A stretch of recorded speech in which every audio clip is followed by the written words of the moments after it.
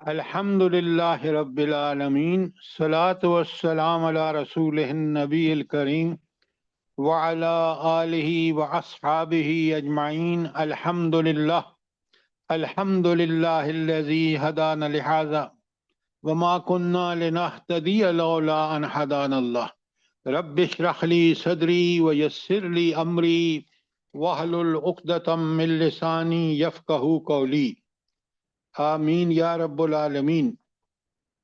آج کل ہم نے صرف ایک آیت پڑھی تھی اور سمجھی تھی، اور وہ تھی آیت 121 نمبر سورہ بقرہ کی۔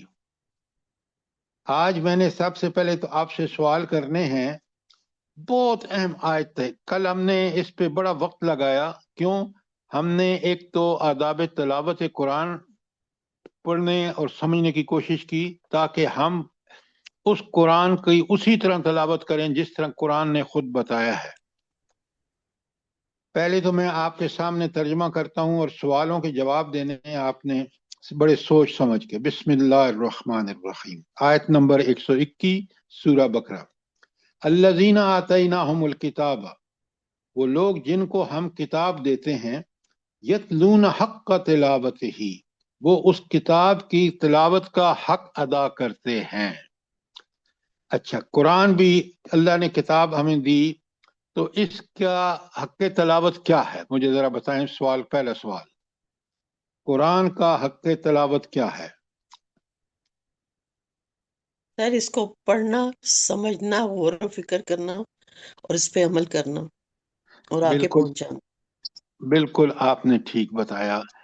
اس کو پوری طرح پڑھ کے سمجھ کے اس کے مطابق زندگی کو گزارنا اور اسی کی لوگوں کو دعوت دینا۔ اب یہ بات تو سمپل ہے بتانے میں، لیکن جب آپ انسان کرتا ہے تو یقیناً مشکل مراحل بھی آتے ہیں، لیکن اس کی زندگی اتنی پرسکون ہو جاتی ہے، اس کی سیرت اتنی پائیدار اور لاجواب بن جاتی ہے، اس کے اخلاق ہوں، معاملات ہوں، وہ سب اس دنیا میں بھی لوگوں کے لیے، رشتہ داروں کے لیے، متعلقین کے لیے وہ بہترین انسان، اور آخرت میں جنت۔ لیکن اگر اس کو قرآن کو چھوڑ دے اور قرآن کے پیچھے پیچھے نہ چلے، قرآن کے مطابق زندگی نہ گزارے، تو آج دنیا جہنم زار بنی ہوئی ہے۔ قرآن جو کہتا ہے نا، ظہر الفساد فی البر والبحر بما کسبت ایدیہم ایدی الناس، جو لوگوں نے کمائیاں کی ہیں نا، اس کی برائیاں کی ہیں، اللہ کے احکامات کی خلاف ورزیاں کی ہیں، دنیا میں فساد خشکی اور تری میں بھر چکا ہے۔ بالکل آپ دیکھ لیں، آپ کہیں دور جانے کی نہیں، آپ اپنی نظر دوڑا کے دیکھ لیں، اپنے ملک میں، مسلمان ملکوں میں، کافر ملکوں میں۔ اچھا، اب ڈاکٹر صاحب آپ نے یہ بتایا کہ قرآن پڑھ کے، سمجھ کے، عمل کر کے اور اس کی پیچھے پیچھے اس کے مطابق زندگی گزارے، تو اللہ کہتے ہیں اولئک یؤمنون بہ، یہ ہیں وہ لوگ جو اپنے دعوی ایمان میں کہ اس پر، قرآن پر ان کا ایمان ہے، وہ سچے جب ہیں جب وہ پہلی بات کہ یتلون حق کا تلاوت ہی۔ اب آپ مجھے یہ بتائیں کہ کیا ہم تلاوت کا حق ادا کر رہے ہیں مسلمان آج کے؟ سر اگر کر رہے ہوتے تو یہ حالات ہمارے نہ ہوتے۔ نہ ہوتے۔ اس کا مطلب یہ ہے کہ آج ہماری پستگی، ذلت کی سب سے بڑی وجہ کہ ہم قرآن کی تلاوت کا حق ادا نہیں کر رہے۔ اب آپ کو بات سمجھ آ جانا ہی چاہیے کہ کل ہم نے تلاوت حق کے بارے میں قرآن کی آیات سے جو چیزیں سمجھی ہیں وہ کتنی ضروری ہیں۔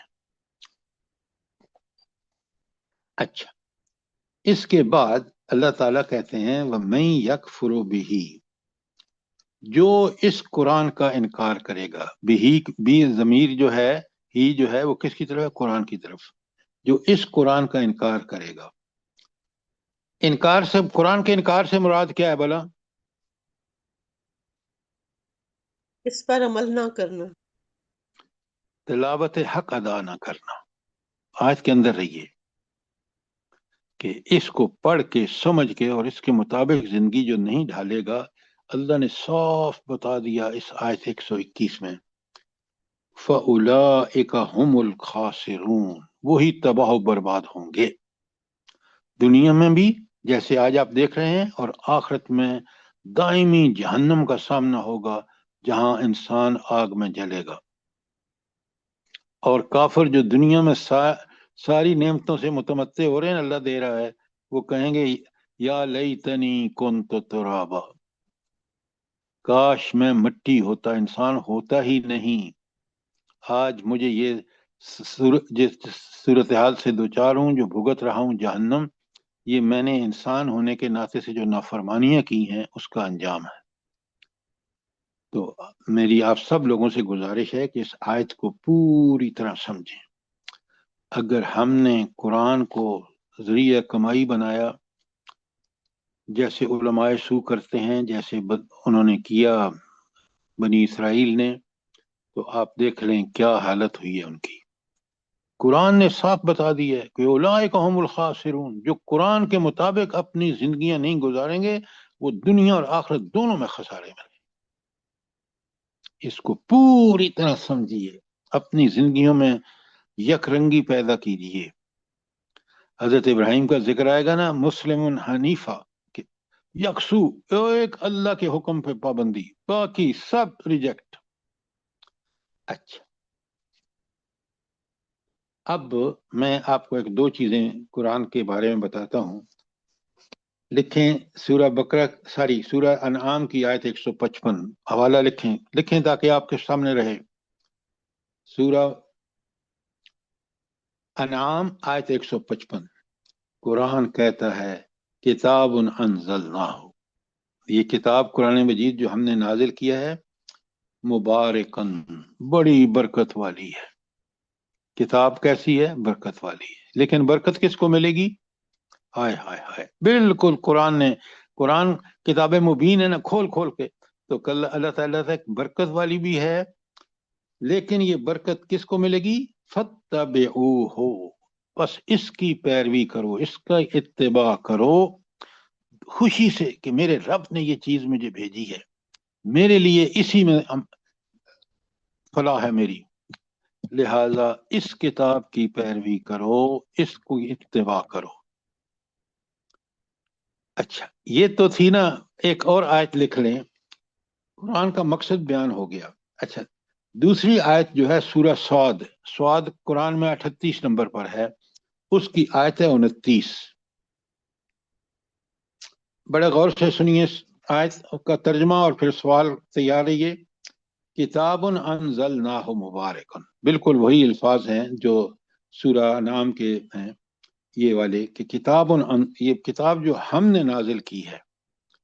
پہلے کتاب، اس میں جو انزلنا ہو ہے نا، اس پہ ذرا غور کریں.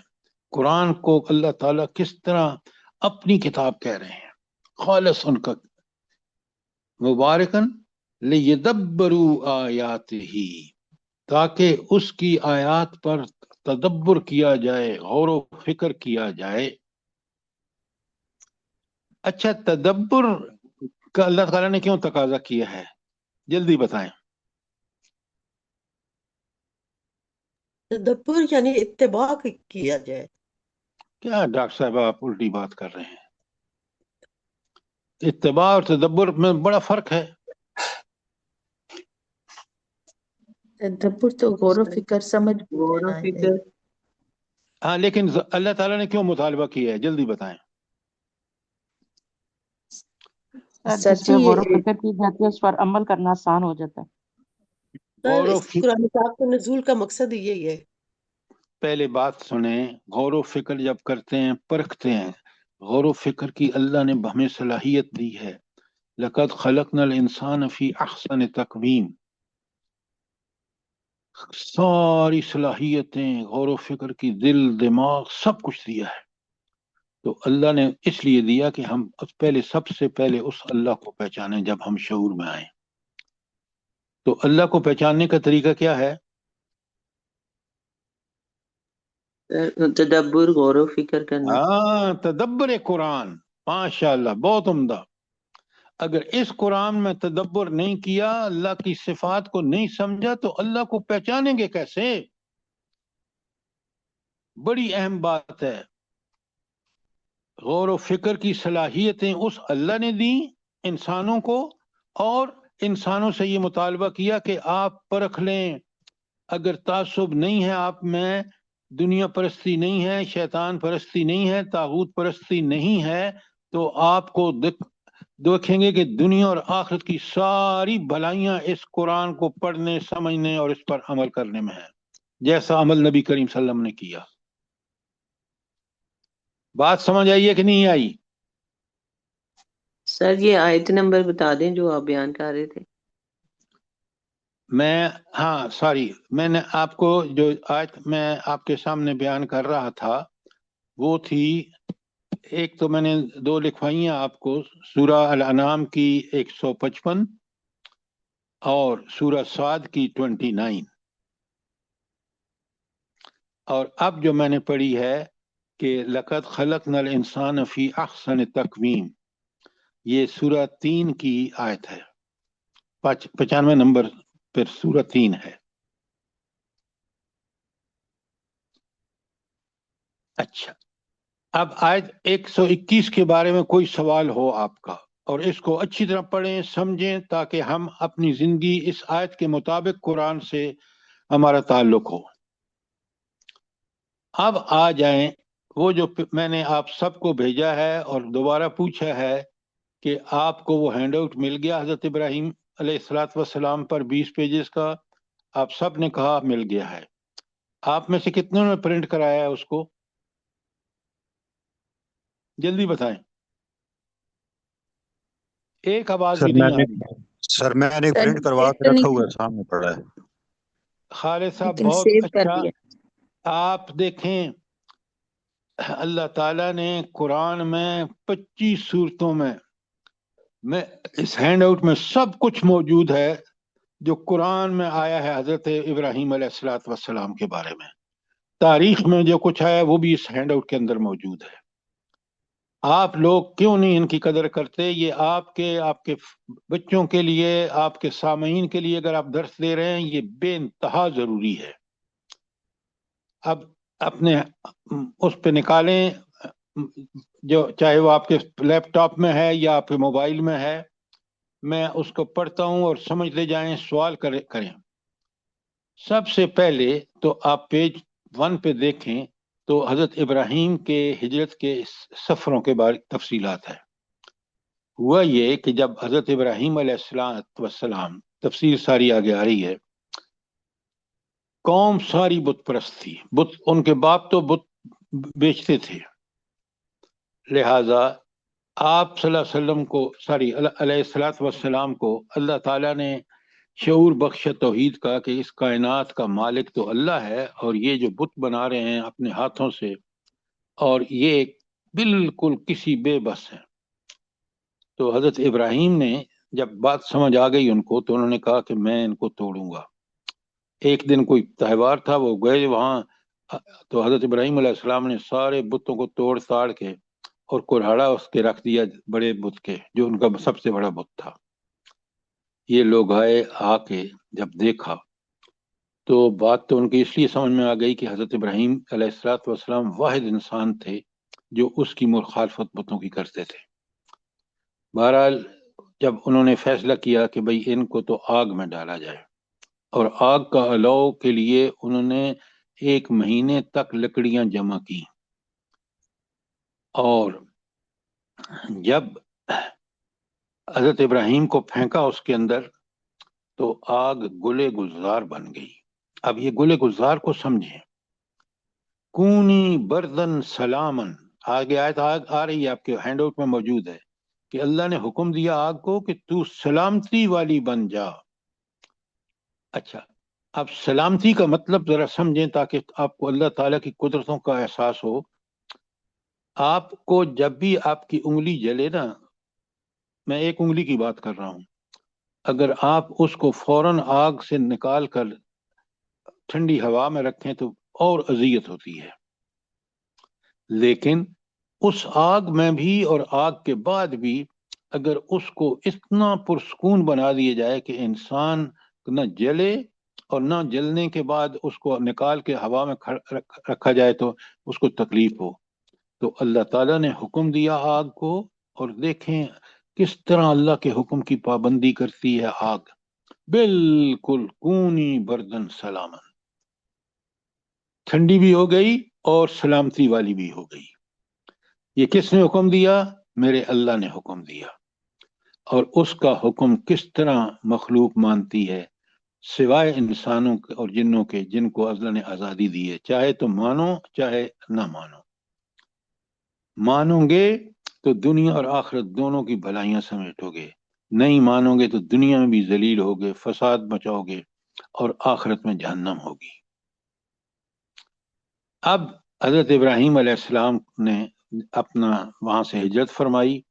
اب ہجرت کے فاصلے آپ کے لکھے ہوئے ہیں پہلے پیج پر، اور جہاں پہ پیدا ہوئے تھے وہاں سے بابل جو تھا شہر عراق کا، وہ 225 کلومیٹر تھا۔ پھر بابر سے حران، یہ بھی ایک شہر ہے عراق کا، 900 کلومیٹر۔ حران سے حلب 300 کلومیٹر۔ پھر القدس پہنچے، القدس سے الخلیل 35 کلومیٹر۔ الخلیل سے مصر 500 کلومیٹر۔ الخلیل سے مکہ مکرمہ جہاں اللہ نے حکم دیا آپ تشریف لے گئے 1450 کلومیٹر۔ اب مجھے آپ یہ بتائیں کہ یہ فاصلے اس وقت کیسے طے کیا حضرت ابراہیم علیہ الصلوۃ والسلام نے؟ اور ان کے ساتھ 2 افراد تھے، ایک ان کی بیوی اور دوسری حضرت لوط جو آپ کے بھتیجے تھے۔ اب یہ فاصلے نیچے نقشہ بنا ہوا ہے، آپ دیکھ سکتے ہیں۔ یہ ساری چیزیں میں نے نکال کے کتابوں سے ان کی فوٹو کاپی کر کے سیٹنگ کر کے آپ کو بھیجی ہے۔ اچھا، تو یہ فاصلے حضرت ابراہیم نے کیسے طے کیے؟ دیکھیں اس وقت گاڑیاں نہیں تھیں، کاریں نہیں تھیں، ٹرک نہیں تھے، کچھ نہیں تھا۔ جی سر، ایسے آسان نہیں تھے، نہ سڑکیں ایسی ہوں گی، نہ پیدل۔ پیدل، اونٹ پر اور گھوڑے پر، یہ اتنا لمبا فاصلہ طے کیا۔ نقشے کے بارے میں کوئی سوال ہو آپ کا؟ اس کے بعد اس کے اوپر لکھیں نقشے کے نیچے حضرت ابراہیم قرآن مجید میں، کیونکہ یہ وہاں لکھا ہوا نہیں ہے، آپ اپنے اس وقت نوٹ بک پہ لکھ لیں۔ تو یہ وہ ساری صورتیں اور آیات ہیں جو حضرت ابراہیم علیہ السلام نے کے بارے میں قرآن میں آئی ہیں، ساری آپ کے ساتھ سامنے آ گئی ہیں۔ یہ کوئی چھوٹا موٹا کام نہیں ہے کہ قرآن میں کہاں کہاں ذکر ہے حضرت ابراہیم علیہ السلام کا۔ آپ کے پیج نمبر 1 پہ آپ کے سامنے بقرہ سے شروع ہو کر سورہ شورا کی آیت نمبر 13، یہ ساری آگے آیت، ہر سورت کے سامنے کون سی آیات ہیں جو ابراہیم علیہ السلام کے بارے میں ہیں۔ آپ نے سبحان نوٹ؟ اللہ، جزاک اللہ خیرن کثیرا، ماشاء اللہ۔ اچھا، جی یہ تو السلام، میں نے 2-3 دن ہو گئے جوائن کیا، مجھے یہ ہینڈ بل نہیں ملا جو 20 پیجوں والا نا۔ اچھا اریبہ صاحبہ، آپ نے مجھے بھیجا ہے اپنا واٹس ایپ نمبر؟ نہیں میں نے نہیں بھیجا۔ تو پھر میں کیسے بھیجتا، کہاں بھیجتا؟ مجھے لنک آیا ہوا تھا نا، تو میں نے اس لنک سے ہی آپ کو جوائن کیا ہوا اوہو، ہے۔ آپ جب جوائن کریں تو آپ کا فرض ہے کہ اپنا واٹس ایپ نمبر، اپنا نام مجھے بھیجیں، میں اسی وقت آج بھیج دیں اپنا نام اور واٹس ایپ نمبر، آپ کو جی مل جائے گا۔ چلے ٹھیک ہے، یہ بعد میں بھیجوں کہ ابھی بھیج دوں؟ آپ ابھی بھیج دیں۔ چلے ٹھیک۔ اچھا، جی پیج 1 پہ کوئی سوال ہو آپ کا؟ سر یہ اور جو ہے یہ بھی عراق میں تھا؟ جی جی، اور عراق کے اندر ہی تھا۔ ٹھیک عراق دارالخلافہ بابل تھا نا، ٹھیک تو ہے یہ سر۔ ٹھیک ہے۔ اور اب آ جائیں پیج نمبر 2 پہ۔ پیج نمبر 2 کا جو نقشہ ہے نا، بڑا آپ کو زبردست ہے۔ 1820 کا زمانہ ہے، حضرت ابراہیم کا زمانہ جو ہے وہ 2120 ہے۔ آپ کی 2 بیویاں تھیں، ایک جب وہاں سے چلے تھے عراق سے اس کا نام کیا تھا؟ سارا سارا حضرت سارا. ہاجر دوسری بیوی جو ان کو مصر سے اس نے گفٹ کی تھی خاتون، حضرت ہاجرہ. اور آپ ذرا نوٹ فرمائیں کہ حضرت ابراہیم کو اولاد اللہ تعالیٰ نے دی جب وہ بڑھاپے میں پہنچے. تو دونوں بیویوں سے 2 بیٹے تھے. ایک کا نام حضرت اسحاق تھا جو حضرت سارہ کے بیٹے تھے، اور حضرت ہاجرہ کے بیٹے حضرت اسماعیل تھے. آپ دیکھ رہے ہیں اس نقشے پہ، بڑا پیارا نقشہ ہے، کہیں نہیں ملے گا آپ کو. سنبھالیں، پرنٹ کرائیں کہ حضرت یعقوب، اسحاق کے بیٹے حضرت یعقوب، حضرت یعقوب کے بیٹے حضرت یوسف، پھر قرآن میں حضرت موسیٰ کا ذکر، ان کے ساتھ حضرت ہارون کا ذکر. آگے BC لکھا ہوا ہے کس شہر میں، کس ملک میں ہوئے. حضرت داؤد، حضرت سلیمان، حضرت زکریا، حضرت یحییٰ، حضرت عیسیٰ. اسی نسل میں یہ جب بگڑے، اللہ نے تو سب کا نام ہوا سماکم المسلمین، نبی اور اس کے پیروکار مسلم ہیں. مسلم کا مطلب ہے جو اللہ کی ہر حال میں، ہر جگہ اور ہر وقت اللہ کے احکامات کی پابندی کرے. جب یہ بگڑے نا تو یہودی ہو گئے، اور حضرت عیسیٰ آئے تو جو عیسیٰ علیہ السلام، یہودیوں میں سے جو عیسیٰ علیہ السلام پر ایمان لائے وہ نصارہ ہو گئے، اور پھر وہ مسلمان تھے لیکن بعد میں وہ عیسائی ہو گئے. تو یہ دونوں گروہ اس پہلی جو بیوی ہے حضرت سارہ کی اولاد میں سے. تو کوئی سوال یہاں تک؟ دوسری بیوی سے حضرت اسماعیل، وہ بھی اللہ کے نبی ہیں، لیکن ان کی نسل جب حضرت محمد رسول اللہ صلی اللہ علیہ وسلم آخری نبی جو ہیں وہ ان کی نسل میں سے ہیں. لیکن قریش مکہ کو دعویٰ یہ ہے کہ وہ حضرت ابراہیم کے فالوورز ہیں، جبکہ انہوں نے 360 بت تو کعبۃ اللہ میں رکھے تھے جو تعمیر کیا تھا، اللہ کا گھر توحید کا مرکز تھا. تو یہ دونوں پیج آپ دیکھ لیں کس قدر انفارمیشن ان میں موجود ہے. کوئی سوال پیج نمبر 2 پر نقشے کے حوالے سے؟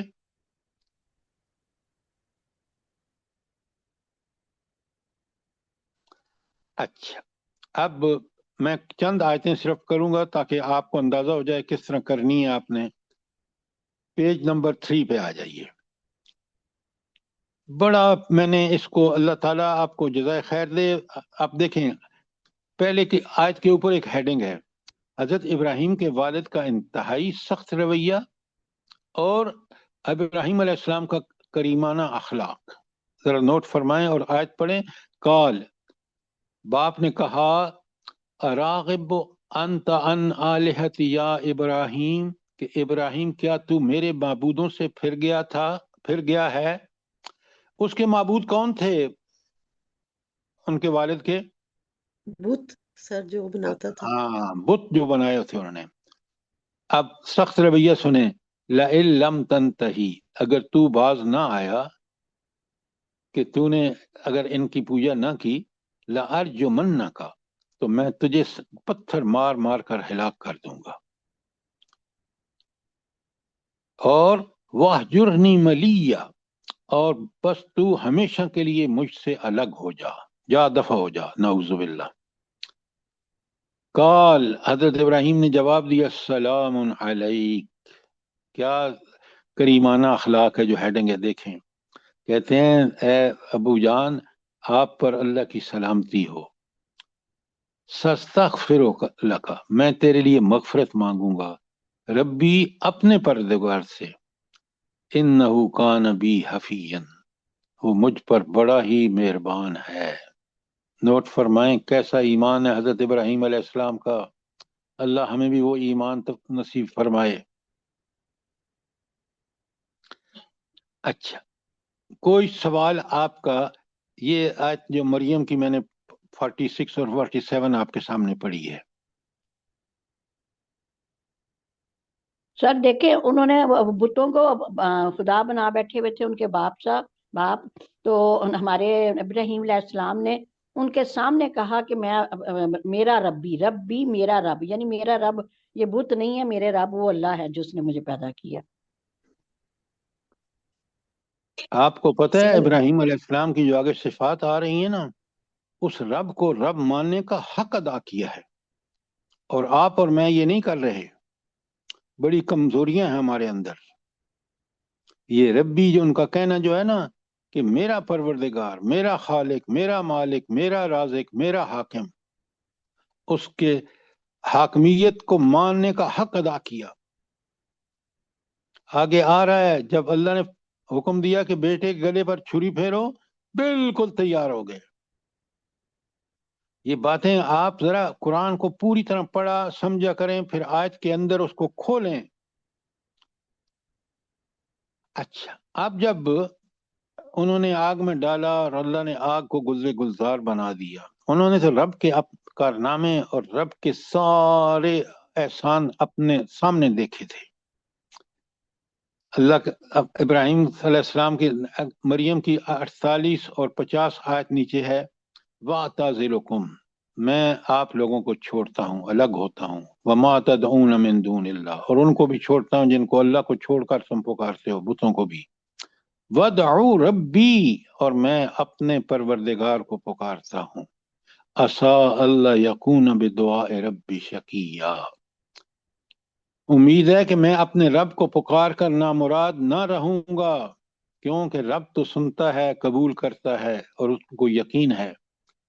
اللہ فرماتے ہیں پھر دیکھیں جب انہوں نے اس رب سے یہ امیدیں رکھیں، فَلَمَّا أَعْتَزَلَهُمْ، پھر جب وہ ان سے الگ ہوا، ہجرت فرمائی، وَمَا يَعْبُدُونَ مِن دُونِ اللَّهِ، اور ان سے بھی الگ ہوئے جو ان بتوں سے بھی، وَوَهَبْنَا لَهُ إِسْحَاقَ وَيَعْقُوبَ، اور ہم نے اس کو اسحاق اور یعقوب جیسے بیٹے دیے، وہ انبیاء تھے، دونوں نبی تھے، وَكُلٌّ جَعَلْنَا نَبِيًّا، اور ہم نے ہر ایک کو نبی بنایا، اور وَوَهَبْنَا لَهُم مِّن رَحْمَتِنَا، اور ہم نے اپنی رحمت سے ان کو نوازا، وَجَعَلْنَا لَهُمْ لِسَانًا صِدْقٍ عَلِيًّا، اور ان کو اپنی رحمت سے نوازا اور ان کو سچی ناموری عطا کی، کہ انہی کی اولاد میں پھر نبوت رہی، کیونکہ اللہ تعالیٰ نے وعدہ فرمایا تھا ساری آزمائشوں سے جب حضرت ابراہیم پورے اترے تو اللہ نے کہا کہ اب میں آپ کی اولاد میں نبوت کو جاری رکھوں گا۔ آگے آ رہا ہے، ذرا غور سے سنیں گے جب وہاں پر تو بات سمجھ آئے گی۔ اب جب انہوں نے عراق والوں نے یہ فیصلہ کیا نا کہ یہ بتوں کو توڑا، اس کو سزا دی جائے، تو انہوں نے کہا قالو، تو سارے کافروں نے کہا حرقوہ، اس کو آگ میں جلاؤ، وانصروا آلہتکم، اور اپنے الہوں کی مدد کرو۔ ذرا نوٹ فرمائیں کتنی مضحکہ کا خیز ہے، الہ تو وہ ہوتا ہے جس کو دعائیں کریں، جسے مانگیں وہ دے۔ یہ کہہ رہے ہیں کہ تم اس ابراہیم کو جلاؤ کیونکہ اس نے توڑے ہیں بت، ہمارے خداؤں کو ستیہ ناش کر دیا ہے، اور وَأَنصُرُوا آلِہَتَکُمْ، اور اپنے الہوں کی مدد کرو، ان کنتم فاعلین، اگر تم نے ان کی مدد کرنی ہے نا تو پھر ابراہیم کو جلاؤ کیونکہ بدلہ لو۔ قُلْنَا، اللہ اکبر، یہ کتنا پیارا جملہ ہے۔ اللہ فرماتے ہیں قُلْنَا، ہم نے فرمایا، یا نار کونی بردن سلاما، بردم و سلاما، اے آگ تو ٹھنڈی ہو جا اور سلامتی والی بن جا، علی ابراہیم، ابراہیم علیہ السلام پر۔ یہ بڑا معجزہ ہے، اللہ کا حکم کہ آگ کو حکم دیا کہ ٹھنڈی بھی بن جا اور سلامتی والی بھی بن جا۔ وَأَرَادُوا بِهِ كَيْدًا فَجَعَلْنَاهُمُ الْأَخْسَرِينَ، تو انہوں نے ایک چال چلی، لیکن اللہ فرماتے ہیں ہم نے ان کو تباہ و برباد کر دیا۔ اچھا، اس پوری آیت جو میں نے آپ کے سامنے پڑھی ہے، انبیاء کی 68 تا 70، اس میں ہر بات کمال کی ہے، لیکن کون سا جملہ سب سے زیادہ کمال والا ہے؟ جلدی بتائیں۔ بردم و سلام۔ हाँ, कुलना या नारो कूनी बर्दन सलामा अला इब्राहिम। बहुत उम्दा। आप समझ के पढ़े ना तो इतना मजा आता है कि देखें रब की कुदरत, देखें रब की ताकत, देखें वो आग जो उन्होंने महीना भर ईंधन जमा करके जलाई और उसमें फेंका, उसको अल्लाह ने एक हुक्म में उसके लिए सलामती का जरिया बना दिया। ये मैं चंद आयतें आपके सामने पढ़ूंगा, आपने इसी तरह इनको समझना और पढ़ना है। हैंड आउट आपके पास मौजूद है। आगे सूरह शोरा की आयत 83 ta 87 है। हजरत इब्राहिम की दुनिया और आखिरत में कामयाबी की दुआ। क्या मैं और आप यही दुआएं मांगते हैं? अल्लाह अपने रब से गुजारिश करते हैं, रब्बी, है मेरे परवरदिगार, या हज़फ है, जेर है, रब्बी हब लना हुक्मम वल्हिकनी बिस्सालिहीन, ऐ मेरे रब मुझे हुक्म अता फरमा और मुझको सालिहीन में के साथ मिला दे। अल्लाह अकबर। हम तो बड़े ओहदे, माल, कोठियां, पता नहीं किस किस की अल्लाह से दुआएं करते हैं। यहाँ देखें, रब हबली हुक्मन, ये अल्लाह मुझे हुक्म अता फरमा का क्या मतलब है? सर हिकमत दनाई कुव्वत फैसला। हिकमत दानाई, बिल्कुल आपने ठीक कहा। वजाली लिसानन सिद्किन, और बाद में आने वालों में मुझको सच्ची नामवरी अता फरमा। वजाली लिसानन सिद्कन फिल आखिरीन, ये इसका तर्जुमा हो गया वजालनी मिन जुर्रियत जन्नत नईम, और मेरी बात, हाँ, मुझे जन्नत नईम के वारसों में शामिल फरमा। क्या बात है। वअग़फ़िर ली अबी, और मेरे अल्लाह मेरे बाप को बख्श दे, इन्नहु कान मिनद्दालीन, वो खुद मान रहे हैं कि वो गुमराहों में से था। वला तुख़ज़िनी, और मुझे जलील ना करना, यौम युबअसून, जब सब लोग उठाए जाएंगे। तो अल्लाह किसको रुसवा करेगा जब सबको उठाएगा? तो अल्लाह ताला की दुनिया में नाफरमानी करेगा, दुनिया आखिरत में जलील हो। भाई आखिरत की बात हो रही है, आखिरत में तो जलील वो होगा जो जहन्नम में जाएगा। अच्छा, अब पूरी ये दुआ जो है ना, लाजवाब है। और देखें कितने प्यारे नबी हैं अल्लाह के, कि अल्लाह से उनको सिर्फ साले बनने की, कि मैं सालिहीन में से हूं और आखिरत में मुझे जन्नत मिल जाए। दुआ जरा देखें कि, और हमारी दुआ दुनिया से ज्यादा, दुनिया के बारे में ज्यादा और आखिरत के बारे में बहुत कम अल्लाह ताला से इल्तिजा होती है। अब सुने, ये है हिकमत, जो हकम मान रहे हैं ना अल्लाह ताला से, वो क्या है? सुने गौर से। अलम तरा इलल्लज़ी हाज इब्राहीम फी रब्बिही, क्या तूने उस शख्स के हाल पर गौर नहीं किया जिसने इब्राहीम अलैहिस्सलाम से झगड़ा किया था? अन आताहुल्लाहुल मुल्क, तो हाँ, झगड़ा इस बात पर कि इब्राहीम नहीं, सॉरी, कि अन आताहुल्लाहुल मुल्क, के अल्लाह ने उसको बादशाही अता फरमाई। तो दुनिया में जिस किसी को इख्तिदार मिलता है, कौन देता है? अल्लाह ताला अल्लाह ताला की क्यों अल्लाह ताला क्यों इख्तिदार देता है? अल्लाहुम्मा मालिकुल मुल्की तु'तिल मुल्का मन तशा। आप आयत को पढ़े। हाँ, ये जवाब है इसका, कि अल्लाह आजमाइश के लिए उसको देता है। आयत पढ़ने से पहले आप उसकी रूह बयान करें, फिर आयत पढ़ें। वरना देखें ना, अल्लाह ने तो फैसला कर लिया कि मैं जिसको वो देगा, लेकिन क्यों दी का सवाल ये है, इसलिए दी कि आजमाइश है। अच्छा, काला इब्राहीम, इब्राहीम अलैहिस्सलाम ने कहा, रब्बी अल्लज़ी, मेरा रब तो वो है, युहयी व युमीत, जो जिंदा भी करता है और मारता भी है। काल, तो फिरौन नमरूद ने कहा, आना उखी व उमीत, मैं भी ये कर सकता हूँ, इसलिए कि जेल से एक बंदा बुला के मार सकता हूँ और جس کو موت کی سزا دی اس کو چھوڑ بھی سکتا ہوں. اب حضرت ابراہیم کتنے، یہ ہے حکم جس کا اوپر اللہ سے کہہ رہے ہیں. حکمت کیا ہے؟ فوراً سوال کیا، اور دیکھیں کیسا سوال کیا. قال ابراہیم علیہ الصلوۃ والسلام نے کہا فإن اللہ یأتی بالشمس من المشرق، اللہ تعالیٰ مشرق سے سورج کو نکالتا ہے. فآت بہا من المغرب، تو اگر اتنا ہی اللہ کا مقابلہ کر رہا ہے تو لے آنا مغرب سے نکال کے اس کو. اللہ تو مشرق سے سورج کو نکالتا ہے، تم لے آؤ مغرب سے.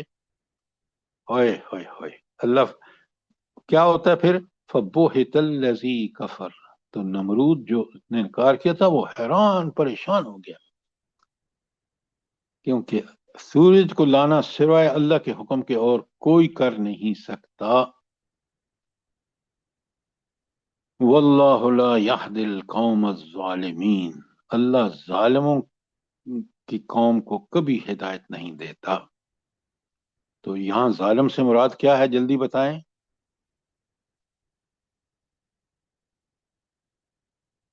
جلدی بتائیں. شرک کرنے والا، اللہ کی نمرود نافرمانی تھا کرنے جس نے کافر سیدھا کافر. سیدھا ظالم کافر کو کہتے ہیں. یہاں صاف بتا لیا فبہت الذی کفر، تو بہت ہی حیران رہ گیا وہ جو کافر تھا. تو اللہ ایسے کافروں کو جو اللہ کا انکار کرتے ہیں ان کو کبھی ہدایت نہیں دیتا. کیوں؟ ہدایت مشروط ہے کہ پہلے اللہ کو مانے گا، اللہ کو اس کی صفات کے ساتھ مانے گا، اس طرح مانے گا جس طرح صحابہ اور صحابیات نے مانا ہے.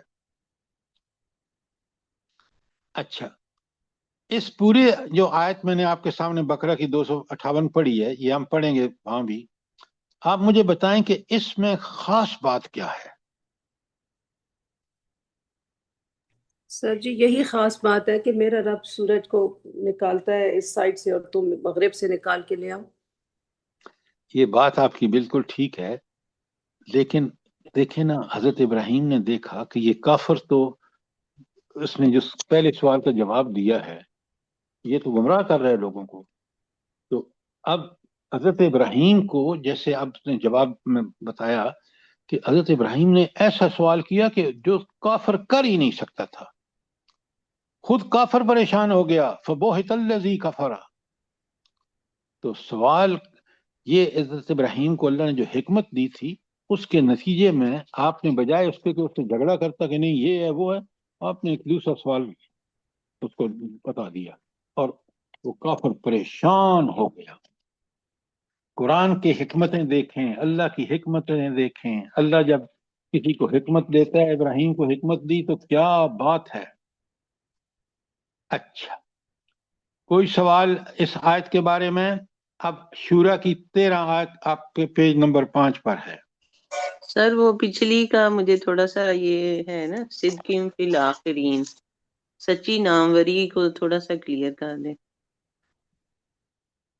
اچھا، مجھے ایک بات بتائیں، آپ جب درود ابراہیمی پڑھتے ہیں نماز میں، اتحیات میں، تو وہ کیا ہے؟ جلدی بتائیں. اللہم صلی علی محمد وعلی آل محمد کما صلیت علی ابراہیم. کبھی سوچا آپ نے کہ اس طرح رحم فرما جس طرح ابراہیم پر فرمایا ہے؟ یہ ہے سچی ناموری کہ آج بھی میں اور آپ قیامت تک درود ابراہیمی پڑھتے رہیں گے. اب بات سمجھ آئی کہ نہیں آئی؟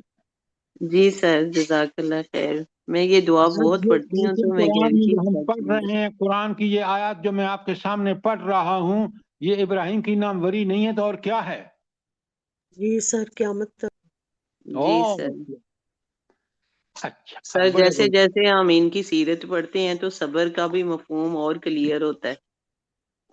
بہت ساری چیزیں کلیئر ہوتی ہیں. توحید سب سے بڑا دین کا مطالبہ جو ہے وہ اس کا حق ادا کیا ہے حضرت ابراہیم علیہ السلام نے. اب سنیے اگلی آیت، ایک ایک آیت پڑھیں نا غور سے تو پھر آپ کو پتہ چلتا ہے کہ ان کا مقام و مرتبہ.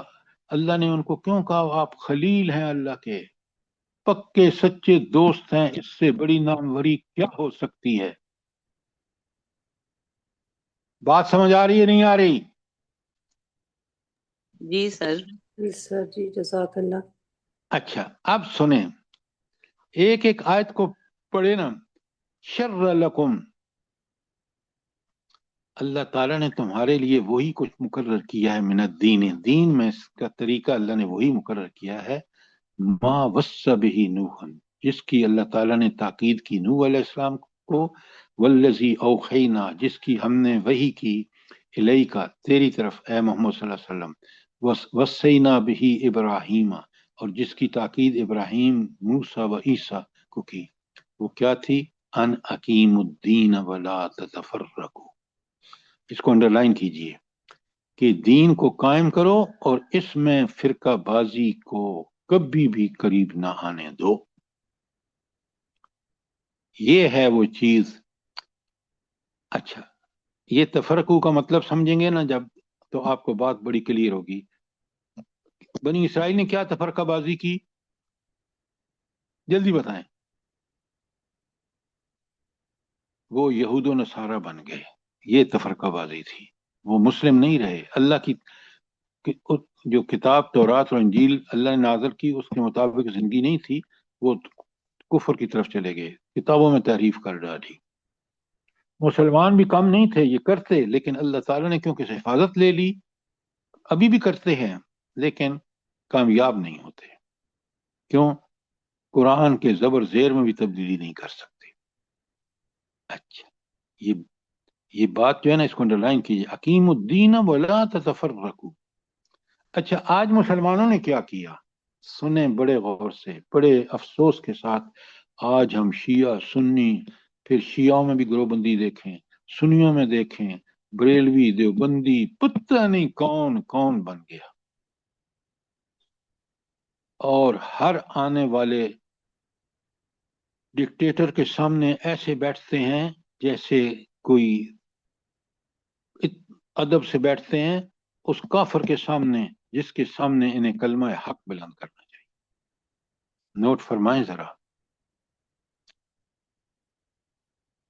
ہاں کبر علی المشرکین، مشرکوں کو یہ بڑی بات ناگوار گزرتی ہے. ما تدعوہم الیہ، جس کی طرف آپ ان کو دعوت دیتے ہیں.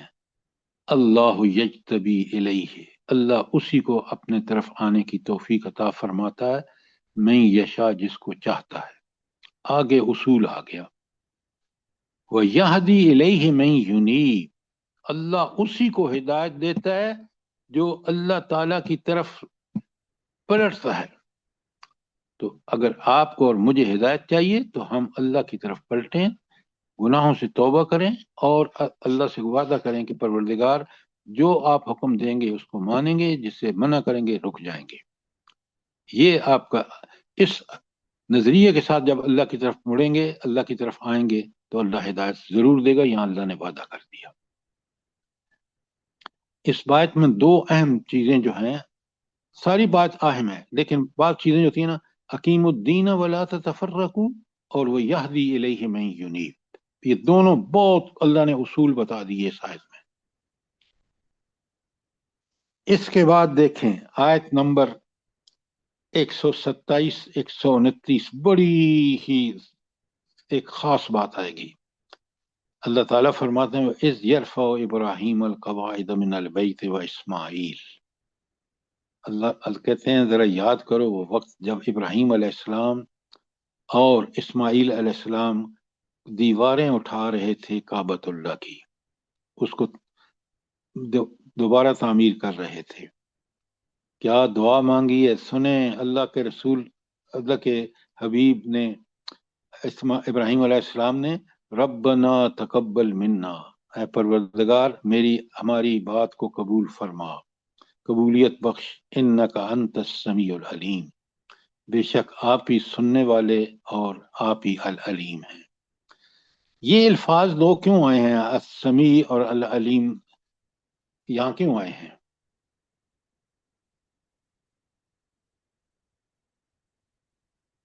جلدی بتائیں. سر وہ ابراہیم علیہ السلام خانہ کعبہ کی دیواریں اٹھا رہے تھے، اس وجہ سے وہ کہہ رہے ہیں کہ اللہ تعالیٰ. آپ تو ترجمہ کر رہے ہیں. میں نے کہا کہ یہ دو السمیع العلیم کیوں آیا ہے. सुने गौर से, आप बात सुने, खुदा के लिए समझें। अल्लाह ताला को जब भी आप वास्ता देंगे तो उसकी सिफात का देंगे। दुआ की कबूलियत, तो दुआ की कबूलियत वही अल्लाह कर सकता है जो अल्लाह सुनता भी है और अल्लाह अल अलीम भी है, बिकुल्ल शैन अलीम भी है, समी बसीर सब कुछ है। तो वो वास्ता कबूलियत की बात है, तो कबूलियत के लिए अल्लाह की वो सिफात जो कबूलियत से मुताल्लिक हैं वो होंगी। क्यों नहीं हम समझे? कुरान की एक एक आयत पे गौर करें। फिर कहते हैं रब्बना वजअलना मुस्लिमैन लक, अल्लाह अकबर, क्या प्यारी। ए रब, हम दोनों को अपना मुती और फरमाबरदार बना दे। क्या बात है। व मिन ज़ुर्रियतिना उम्मतम मुस्लिमतन लक, और फिर हमारी औलाद से एक उम्मत मुसलमा को पैदा फरमा। ये उम्मत मुसलमा, आप इसका मतलब ये है कि जितने हजरत इब्राहिम के मानने वाले हैं, चाहे और जितने उनके इसहाक, याकूब और यूसुफ, फिर सारे अंबिया, ये सारे के सारे अल्लाह की उनकी दुआ की वजह से अल्लाह ने उनकी औलाद को नबूवत से नवाजा। तो अल्लाह से कैसी दुआ मांग रहे हैं। और फिर आखिरी नबी की उम्मत भी उम्मत मुसलमा है, हम भी उसके बाद शामिल हैं। लेकिन काश हम भी उन यहूद और नसारा की तरह ना हो जाएं जिनकी तफसीलात आप पढ़ के आ चुके हैं। तो फरमाया कि वारिना मनासिकना, और हमें ए अल्लाह हमें जो है वो सिखा दे सारे जो तरीके इबादत के हैं। वह तुब अलैना, और हमारी तौबा कबूल फरमा, जो हम मग़फ़िरत मांगते हैं और तेरी तरफ पलटते हैं उसको कबूल कर। इन्नका अंत तव्वाबुर रहीम, बेशक आप भी तौबा कबूल करने वाले और रहम करने वाले हैं। मैंने ऊपर आपसे कहा था समीउल अलीम क्यों आया है? कबूलियत के लिए वो सिफात, और यहाँ तौबा कबूल करना और रहमत करना ये अल्लाह का काम है, तो उन्हीं चीजों को यहाँ भी लाया गया, दोनों सिफात को। अगली आयत पढ़े, गौर से सुनिए, सवाल आ रहा है। रब्बना वबअस फीहिम रसूला, ए अल्लाह इनमें एक रसूल भेज, मिनहुम जो उन्हीं में से हो, यतलू अलैहिम आयातिका, पहला काम उसका क्या हो? लिखें नंबर 1, यतलू अलैहिम आयातिका, तेरी आयात पढ़कर सुनाए। व युअल्लिमुहुल किताबा, और उनको किताब से मतलब है अहकामात की तालीम दे। वल हिकमा, और हिकमत की तालीम दे। और आखिरी बात, व युज़क्कीहिम, और उनका तज़किया करे। फिर सिफत आई है अल अजीज अल हकीम। ये बड़ी नोटेबल चीज है, बराए मेहरबानी इसको जरा नोट करें। पहली सिफत आई है इसी दो तीन आयात में, समीउल अलीम, जरा उसको हाईलाइट कीजिए। दूसरी सिफत आई है तव्वाबुर रहीम, और तीसरी सिफत आई है अल अजीज अल हकीम। तो ये तीसरी सिफत जो है अल हकीम, सारी अल अजीज और अल हकीम, इसका इस आयत के आखिरी हिस्से से क्या ताल्लुक है? क्यों ये नाम क्यों आए हैं? जल्दी बताएं।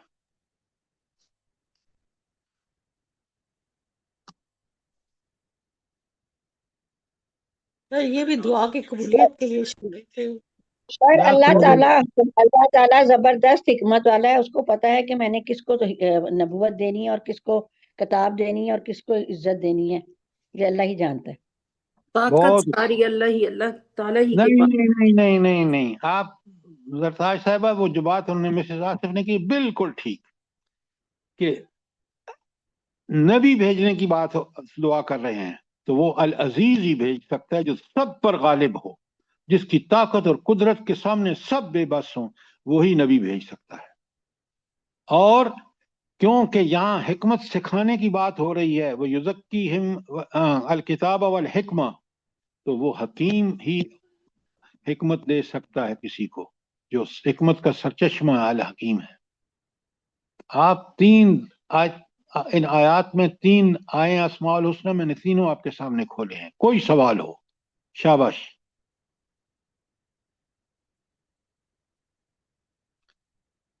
بات سمجھ آ گئی کہ نہیں آئی؟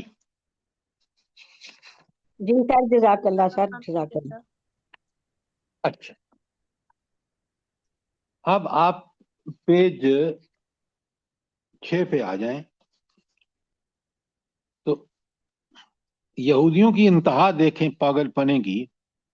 جب انسان اللہ کی کتاب سے رشتہ توڑتا ہے نا، اللہ اکبر، یہی آج حال مسلمانوں کا ہے. تو انہوں نے کیا کیا؟ انہوں نے کہا کیونکہ اب ہم نے اپنا حضرت ابراہیم سے رشتہ جوڑنا ہے، وہ جد امجد تھے. تو یہودیوں نے کہا سنیں کہ حضرت ابراہیم نعوذ باللہ یہودی تھے، اور مشرکین نے کہا، نصارہ نے کہا کہ حضرت ابراہیم علیہ السلام عیسائی تھے. لیکن آپ کو پتہ ہے یہ سارا آگ میں ڈالا جانا، ہجرت کرنا، پھر بیٹے کے گلے پر چھری چلانا، سارا آگے آ رہا ہے. یہ سارے کا سارا جو تھا وہ ابراہیم علیہ السلام نے توحید کے لیے کیا تھا، اللہ کے حکم پر کیا تھا. تو اس لیے آپ یہ دیکھیں کہ ایک کی بدبختی کی انتہا دیکھیں کہ کہتے ہیں کہ اللہ کے ہزاروں سال پہلے حضرت ابراہیم علیہ السلام دنیا میں تشریف لائے، تو یہود کہتے ہیں یہ یہودی تھے، نصارہ کہتے ہیں یہ عیسائی تھے. تو اللہ تعالیٰ کہتا ہے کہ ام تقولون ان ابراہیم و اسماعیل و اسحاق و یعقوب والاسباط کانوا ھودا او نصارا، کیا تم یہ کہتے ہو کہ ابراہیم علیہ السلام، اسماعیل علیہ السلام، اسحاق علیہ السلام، یعقوب علیہ السلام اور ان کی اولاد جو تھی وہ یہودی تھے یا عیسائی تھے؟ کل، اے اللہ کے رسول ان کو بتاؤ، کل انتم عالم ام اللہ، کیا تم زیادہ جانتے ہو یا اللہ جانتا ہے؟ ومن اظلم ممن کتم شہادت عنده من اللہ، اور اس سے بڑا ظالم کون ہوگا جس نے اللہ کے سامنے گواہی کو چھپایا ہوا. حالانکہ وَمَا اللَّهُ بِغَافِلٍ عَمَّا تَعْمَلُونَ، اللہ تو ہر ہمارے عمل سے باریک بینی سے واقف ہے. تو کیا شہادت تھی جو انہوں نے چھپائی تھی لوگوں سے، یہود و نصارہ نے؟ میں سر نبی پاک صلی اللہ علیہ وسلم کی آمد کی خبر تھی، انہوں نے چھپائی تھی. ان کو پتہ تھا، ان کی کتابوں میں تھا، تورات انجیل میں تھا، ان کے انبیاء نے بتایا تھا. اور قرآن کہتا ہے وہ اس کو اس طرح پہچانتے ہیں جس طرح اپنی اولاد کو پہچانتے ہیں. پھر بھی انہوں نے لوگوں سے چھپانے کے لیے کہا نہیں نہیں نہیں یہ اللہ کا رسول نہیں ہے، نعوذ باللہ. کتنی بڑی بات ہے. اب میں اس کے سمری بتا دیتا ہوں آپ کو. یہ پیج 6 پہ بھی آیات ہیں، اور کل آپ کا میں نے ٹیکسٹ لینا ہے اسی سارے ہینڈ آؤٹ پہ. اور آپ سے گزارش یہ ہے کہ اس کو پوری طرح کر کے آئیں، پڑھ کے آئیں، سمجھ کے آئیں. اور پہلا کام صبح یہ ہوگا کہ آپ کو جو چیز سمجھ نہیں آئے گی میں اس کو کھول کر بیان کروں گا، لیکن یہ ہینڈ آؤٹ بہت ہی پورے قرآن کا آپ کو ساری آیات مل جائیں گی جو حضرت ابراہیم علیہ السلام کے بارے میں بہت اہم آیات ہیں. میں نے تو چند ایک پڑھی ہیں، اور پھر اس کے اگر آئے نا آپ آ کے تو حضرت ابراہیم صفحہ 15 پہ ہے کہ اللہ تعالیٰ کہتے ہیں، فرماتے ہیں اذ ابتلا ابراہیم، سورہ بقرہ کی آیت 124 جو میں آپ کے سامنے پڑھوں گا. اذ ابتلا ابراہیم ربہ بکلمات، جب یاد کرو جب ابراہیم علیہ السلام کو ان کے رب نے چند باتوں میں آزمایا، فآتمہن، تو وہ ان سب میں پورے اترے. قال، اللہ نے فرمایا انی جاعلک للناس اماما. اللہ اکبر، یہ بڑی کمال کی بات ہے. تو اللہ تعالیٰ نے فرمایا میں تجھے سب لوگوں کا پیشوا بنانے والا ہوں. اچھا، اب یہاں ایک چیز ذرا نوٹ فرمائیے. حضرت ابراہیم علیہ السلام نے فوراً اللہ سے کہا قال ومن ذریتی، پوچھا کہ کیا میری اولاد میں سے بھی لوگ امام ہوں گے؟ یہ بڑی اہم بات ہے، بہت اہم بات ہے۔ قال، اللہ تعالیٰ نے فرمایا لا ینال عہد الظالمین، میرا وعدہ ظالموں سے متعلق نہیں ہے۔ یہ ہے اللہ کا کمال کہ ظالموں جو اللہ کے منکر ہوں گے، اللہ کے ساتھ شریک ٹھہرائیں گے، ان کے ساتھ کوئی وعدہ نہیں ہے، چاہے وہ حضرت ابراہیمی کی اولاد میں سے کیوں نہ ہو۔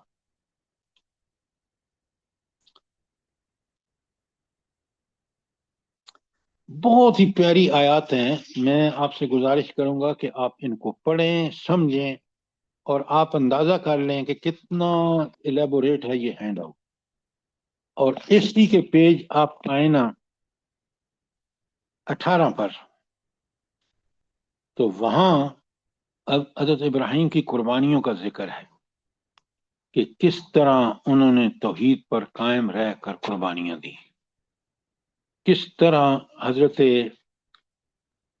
ابراہیم علیہ السلام نے اپنے بیٹے کی قربانی دی، کس طرح حضرت ابراہیم علیہ السلام نے ہجرتیں کی۔ یہ ساری چیزیں تفصیل سے یہاں بیان ہیں، آپ ان کو پڑھیں، آپ ان کو سمجھیں۔ 5 منٹ رہ گئے ہیں، جو بھی سوال ہوں آپ ذرا آپ ذہن میں آپ مجھ سے پوچھیں حضرت ابراہیم علیہ السلام کے بارے میں۔ انشاءاللہ یہ جب سمجھیں گے نا تو اگلی آیات جو ہم 124 سے 142 تک پڑھیں گے وہ ساری سمجھ آ جائیں گی آپ کو۔ لیکن اگر یہ ہینڈ آؤٹ نہیں سمجھا نا تو وہاں بہت ساری آپ کو اشکال ہوں گی۔ کوئی سوال جو ابھی؟ جی سر، میرا سوال تھا کہ یہ کعبہ کی تعمیر تو ہو چکی تھی نا، تو پھر یہ بیت المقدس کب قبلہ بنا تھا؟ یہ اس کا حکم اللہ نے دیا تھا یا انہوں نے خود سے بنا لیا تھا؟ ایسا ہے کہ ایک بات یاد رکھیں، یہ جتنی بھی تعمیرات ہوئی ہیں نا بیت المقدس میں، یہ اللہ کے حکم سے ہوئی ہیں، اور اللہ ہی نے ان انبیاء کو، جیسے اس کی ریکنسٹرکشن ہوئی ہے، کعبہ حضرت ابراہیم نے کی ہے، حضرت اسماعیل نے کی ہے، یہ اللہ کے حکم سے ہوا ہے۔ اور دیکھیں نا عراق کہاں اور کعبۃ اللہ کہاں، اللہ نے اس لیے تو بھیجا کہ وہاں جا کے یہ کام کریں۔ اسی طرح بیت المقدس میں حضرت داؤد علیہ السلام کی تعمیرات ہوں یا کسی بھی نبی کی ہوں، یہ سب اللہ کے حکم سے، کیونکہ نبی بذریعہ وہی اللہ کا حکم لیتا ہے اور اس کے مطابق وہ کرتا ہے۔ اب بات سمجھ آ گئی ڈاکٹر صاحبہ؟ جی سر، اور میں یہ سوچ رہی تھی کہ پھر ان کا سر آپس میں انٹریکشن نہیں تھا، یہ حضرت ابراہیم کی جو 2 بیٹے تھے اور ان کی جو نسلیں چلی ہیں، تو ان کا آپس میں کوئی انٹریکشن نہیں تھا؟ دیکھیں بڑے غور سے سنیں، آپ مجھے یہ بتائیں کہ یہ جو ہمارے ملک میں طوفان اٹھا ہوا ہے، میں پہلے کاؤنٹر کوسچن آپ سے کرتا ہوں، اور تفرقہ بازی کی انتہا ہو گئی ہے کہ اللہ کے نبی نور تھے یا بشر تھے، حالانکہ قرآن نے کھول کے بیان کر دیا، اور بات ہے آپ صلی اللہ علیہ وسلم کے اتباع کی، وہ ہم کر رہے ہیں یا پھر تفرقہ بازی کی نظر ہو گیا سارا معاملہ؟ جلدی بتائیں۔ سر وہ تو تفرقہ بازی ہو رہی ہے سر، بہت زیادہ۔ بالکل یہی حال ہوا، یہود و نصارہ نے جب تورات کو چھوڑا، انجیل کو چھوڑا، تو پھر ان کے اندر بالکل ویسی چیزیں جو آج امت مسلمہ میں آپ دیکھ رہی ہیں۔ بات کلیئر ہوئی ہے کہ نہیں ہوئی؟ جی سر بالکل، جزاک اللہ۔ سر اس وقت دور بھی اس طرح تھا نا کہ علیحدہ علیحدہ بہت علاقے تھے، تو اس طرح کا تو وہ نہیں تھا سسٹم کے لیکن جی آپ بالکل ٹھیک کہہ رہی ہیں، لیکن مجھے یہ بتائیں آج میڈیا کو کس قدر ایکسپلائٹ کیا جا رہا ہے۔ آپ کفر یہود و نصارہ چاہتے ہیں تو وہ سارا کفر پوری دنیا میں پھیلتا ہے، ایک لمحے میں پھیلتا ہے۔ ہر زمانے کی جاہلیتیں اور اپنی ان کے ایفیکٹس الگ الگ ہیں، اور آج کا دور کیونکہ دجالی دور ہے، حدیث میں باب الفتن میں موجود ہے، آپ دیکھ لیں ایک ایک چیز جو ہے وہ کس قدر فتنہ بن چکی ہے۔ آپ کبھی اندازہ کرتے ہیں کہ یہ جو آپ کا موبائل ہے یہ کتنا بڑا فتنہ ہے، اور مستقبل میں کتنا بڑا اور فتنہ ثابت ہوگا؟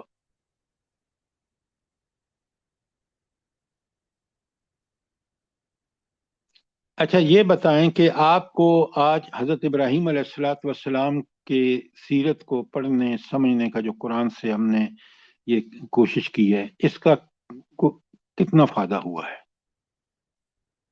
سر بہت زیادہ، جو سر چیزیں بہت زیادہ. نہیں بھی تھی ان کا بھی پتہ چل رہا ہے نا. اللہ پاک آپ کو میں تو چاہتی تھی سر کہ یہ پورا جو بھیجا ہے آپ نے 19 پیج کا، یہ اسی طرح ہمیں پڑھا دیں جیسے اب آپ نے پڑھایا ہے، تو کافی سمجھ آئی ہے اور اچھا لگا ہے. جی تو سر آرام آرام سے سر اگر پڑھا دیں تو. اسی طرح ہمیں کوئی جلدی کی ضرورت نہیں ہے، ہم نے کیا کرنا ہے، اللہ کا ذکر کرنا ہے اور سمجھنا ہے.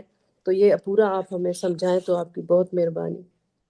میں سمجھا دوں گا، لیکن آپ سے مطالبہ میرا یہی ہے، جب تک آپ خود انوالو نہیں ہوں گے، غور و فکر نہیں کریں گے، پڑھیں گے نہیں، سمجھیں گے نہیں، اس پہ غور و فکر نہیں کریں گے، میں پڑھا دوں گا ہم لیکن کرتے آپ ہیں سر، مگر سمجھاتے ہیں نا تو سوال کرتے ہیں تو اس سے ہماری معلومات میں زیادہ اضافہ ہوتا ہے، ہمیں پھر زیادہ سمجھ آتی ہے، ہم اس میں سوچ میں پڑ جاتے ہیں کہ یہ کیا ہے. اس لیے چلیں آپ پڑھ کے آئیں، میں انشاءاللہ کل سر میں نے جی فرمائیے. سر وہ میں کہنے لگی تھی کہ کیا ہم اگر موبائل کو اچھا یوز کریں، جیسے اب ہم آپ سے پڑھ رہے ہیں موبائل سے، تو اگر سارا دن میں یا کوئی غلط چیزیں نہ دیکھیں یا صرف اپنے بچوں سے کوئی بات کر لیں، تو یا اس کا بھی استعمال ہمارے موبائل کا غلط ہے؟ یہ صحیح استعمال ہے جو آپ فرما رہی ہیں، لیکن مجھے یہ بتائیں کتنے فیصد، آپ مجھے ایگزیکٹلی بتائیں کتنے فیصد اس کے لیے استعمال کرتے ہیں اور کتنے فیصد اس کو جہالت، گمراہی اور ہر قسم کے لوگوں، کتنے لوگ ہیں جلدی بتائیں. سر آٹے میں نمک ہوں گے جو صحیح استعمال کرتے ہیں. ہاں دیکھیں ہر چیز فی نفسی، بات بڑے غور سے سنیں، فی نفسی کوئی چیز بری یا اچھی اس اپنے استعمال کے لحاظ سے ہوتی ہے. دیکھیں نا آپ سن رہے ہیں، میں بول رہا ہوں، یہ سارا ہم اس ٹیکنالوجی کا فائدہ اٹھا رہے ہیں، اور یہی مومن کا نقطۂ نظر ہونا چاہیے. کوئی سوال، کوئی چیز کلیئر نہ ہوئی ہو، شاباش.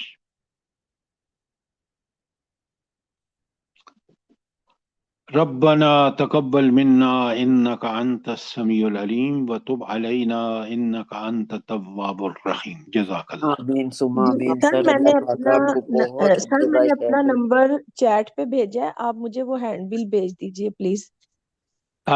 ایک منٹ میں ذرا اپنا بھیج دیا ہے. جی چیٹ پہ میں نے بھیجا ہے. آپ نے بھیج دیا؟ جی آپ کو جی میں بھیج نے، چکے، مل گیا آپ کو؟ نہیں مجھے نہیں ملا ابھی. وہ کہہ رہی ہیں مجھے ملا نہیں ہے. دوبارہ دیکھیں. آپ کا اس میں گرامی کیا ہے؟ جی آ گیا. جزاک اللہ خیر. پہلے چیک تو کر لیں. ہاں بجائے ہمیں متعاون کرنے کے، آپ ہمیشہ، میں نے آپ سے جب کہہ دیا کہ آپ ابھی بھیجیں، ابھی مل جائے گا، میں نے بھیج دیا آپ کو. ٹھیک ہے سر ان کو گروپ میں بھی شامل کر لینا، واٹس ایپ گروپ میں ان کو بھائی کو کہہ دیں. وہ ہو گیا ہے، ہم جی فوراً کر دیتے ہیں جب بھی کوئی آتا ہے، لیکن بھیجیں تو صحیح نا. جزاک اللہ.